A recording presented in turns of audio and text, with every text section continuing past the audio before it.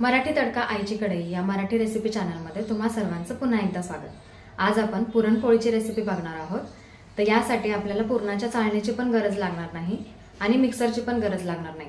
तर या दोन्ही गोष्टी न वापरता आपण पुरण कसं बनवायचंय ते आपण व्हिडिओमध्ये बघूयात आणि मस्त टम्म फुगलेली मऊ लुसलुशीत पुरणपोळी आज आपण बघणार आहोत।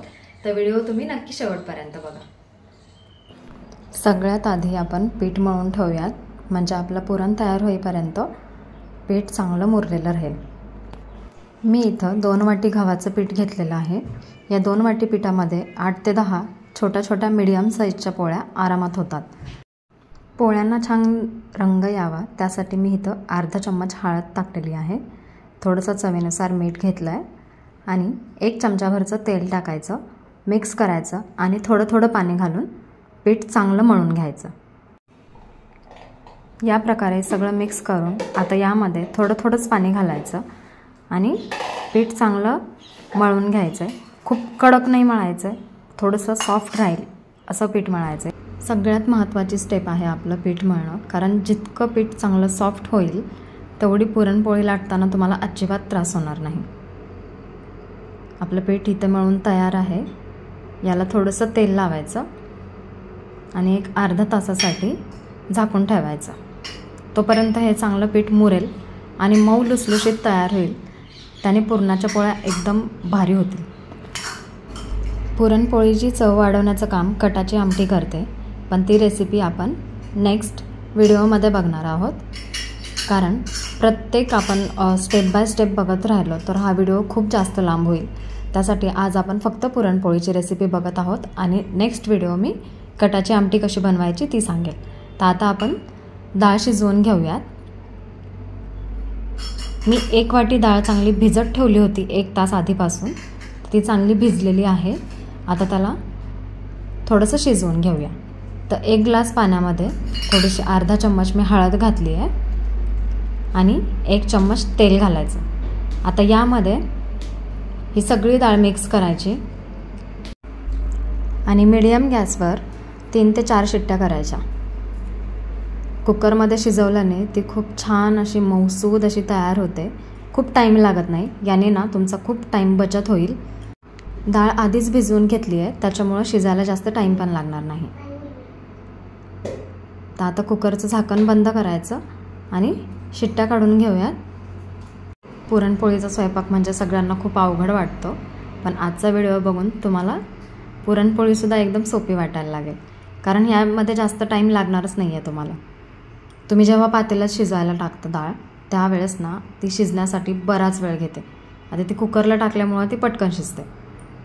झाली आपली डाळ पण तयार आहे। इथं छान अशी गाळ अशी शिजलेली आहे डाळ, खूप छान मऊसूद झाली आहे। आता यातलं एक्स्ट्राचं पाणी काढायचं आहे। त्यासाठी मी इथं मोठी चाळण घेतलेली आहे। मोठ्या चाळणीतून जे काय एक्स्ट्राचं पाणी असेल ते खाली पातेल्यामध्ये घेईल। तर त्याचा उपयोग आपण कटाच्या आमटीसाठी करणार आहोत। तर डाळ सगळी यामध्ये काढून घ्यायची, त्यातलं पाणी सगळं खाली जाईपर्यंत राहू द्यायचं। 10 मिनटं तुम्ही याच्यामध्ये राहू द्यात।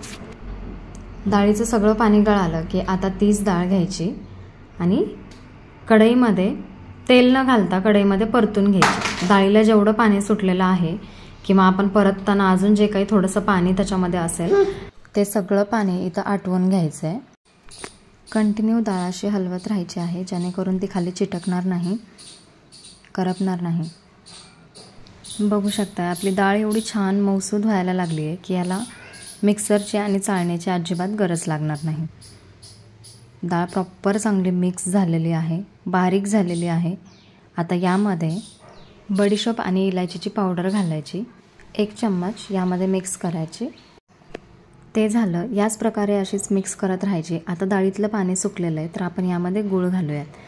तर मी 1 वाटीसाठी 1 वाटी गूळ घेतलेला आहे, म्हणजे डाळ 1 वाटी घेतली आणि 1 वाटी डाळीसाठी 1 वाटी गूळ। तर मी गूळ इथे खिसून घेतलेला आहे।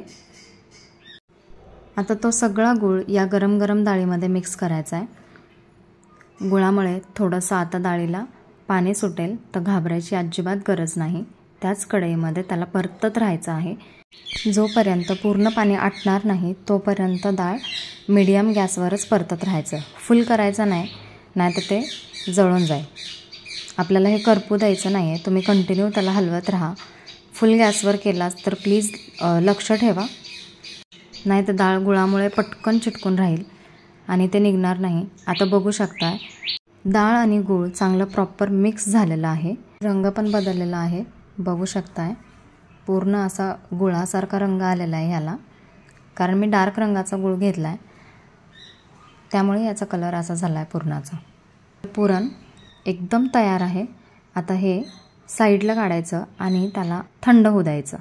फॅन खाली ठेवायचं. पूर्ण थंड झालं पाहिजे, अजिबात गरम नाही राहिलं पाहिजे, तरच ते छान पोळ्यांमध्ये मिक्स होईल. आपण मिक्सर आणि चाळणीचा वापर नाही केला आहे तरीसुद्धा आपलं पुरण बघा किती सुंदर झालेलं आहे. खूप छान मऊसूद असं झालेलं आहे. याला अजिबात वाटायची गरज नाही आहे. आता हे सगळं काढायचं आणि ह्याला फुल फॅन खाली ठेवून द्या, म्हणजे त्यातली वाफ निघून जाईल आणि गुळामुळे ना थोडंसं दाटसरपणा त्याला येईल आणि पोळ्या लाटून घ्यायला पण सोपं जाईल. आता पीठ बघूयात. आपलं पीठ पण एवढं छान मळून तयार आहे. मुरलं आहे पण इतकं सुंदर की बघू शकता तुम्ही किती सॉफ्ट झालं आहे ते. मी याला आता परत थोडंसं मळून घेते आहे. तोपर्यंत पुरण पण एकदम तयार आहे, थंड झालेलं आहे. बघू शकताय. थोडंसं हाताला चिकट लागेल तर तेलामध्ये हात डीप करून घ्यायचा, म्हणजे हाताला चिटकणार नाही. तर आता बघू शकता पुरण पण चांगलं दाटसर झालेलं आहे. तर आता आपण पोळ्या लाटायला घेऊयात. तर माझ्या पोळ्या थोड्याशा मोठ्या आहेत. तुम्हाला अजून कमी छोट्या हव्या असतील तर तुम्ही याच्यापेक्षा छोटा पिठाचा गोळा करून घ्या. तर या प्रकारे पिठाचा गोळा करून घ्यायचा आहे आणि लाटायला सुरुवात करायची आहे. पीठ खूप सुंदर आपलं मऊसूद झालेलं आहे. आता बघा पुरणाची पोळी कशी भारी होते. तर पिठामध्ये बुडवून घ्यायची आहे. थोडंसं लाटायचं, जसं आपण चपातीला तेल लावण्यासाठी लाटतो. तर इथं फक्त तेल न लावता पुरणाचा गोळा करून ठेवायचा. पुरण बघा किती सुंदर झालं आहे. थोडंसं हाताला तेल लावायचं आणि हातामध्ये पुरणाचा गोळा घ्यायचा. याला लाडूसारखा गोलगोल आकार द्यायचा आणि असा मध्ये ठेवून आता पूर्ण साईडनी पॅक करून घ्यायचं आहे. तर असे छोटे छोटे घडे करून तुम्ही पॅक करून घ्या. मला यामध्ये थोडंसं पुरण कमी वाटत आहे, त्याच्यामुळं मी वरतून थोडं अजून इथून ॲड केलेलं आहे. नंतर आपण याला पॅक करूयात आणि पोळी लाटायला घेऊयात. पुरण काढायची ही सगळ्यात सोपी पद्धत आहे. आपल्याकडं जर पुरणासाठी काही नसेल, चाळण नाही आहे किंवा मिक्सरचा पण काही प्रॉब्लेम आहे, तर तुम्ही अशा प्रकारे तुम्ही पुरण बनवू शकता.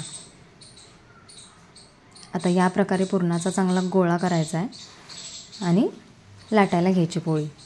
तर दोन्ही साईडने पिठात बुडवून घ्यायचं आणि आता हळूहळू लाटून घ्यायची आहे. एकदम हलक्या हलक्या हाताने लाटून घ्यायचं आहे. पूर्ण साईडनी त्याच्या कडा लाटून घ्यायच्या आधी, जाडसर नाही राहायला पाहिजे. बघू शकता या प्रकारे तुम्ही लाटू शकता. आपलं पीठ पण एवढं छान झालं आहे आणि पुरण पण खूप सुंदर झालं आहे, त्यामुळे ते अजिबात फुटणार नाही. वाव, बघू शकताय पूर्ण एकदम कडांपर्यंत पुरण गेलेलं आहे.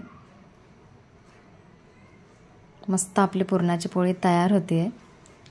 या प्रकारे पुरणपोळीच्या सगळ्या कडा लाटून घ्यायच्या आहेत. एक साईडला जाड किंवा एक साईडला पातळ असं नाही झालं पाहिजे. सगळ्या बाजूने व्यवस्थित आकार आला पाहिजे. सगळ्या बाजूने एकसारखा दिसली पाहिजे, त्यासाठी सगळ्या बाजूने चांगले लाटून घ्यायचे. खूप सुंदर झालेली आहे पुरणपोळी. पूर्ण पोळीमध्ये पुरण भरगच्च झालेलं आहे. खूप छान होईल. आताही तुम्ही बघू शकता आपली पोळी इथं तयार झालेली आहे. माझ्या पोळ्या थोड्याशा मोठ्या आहेत.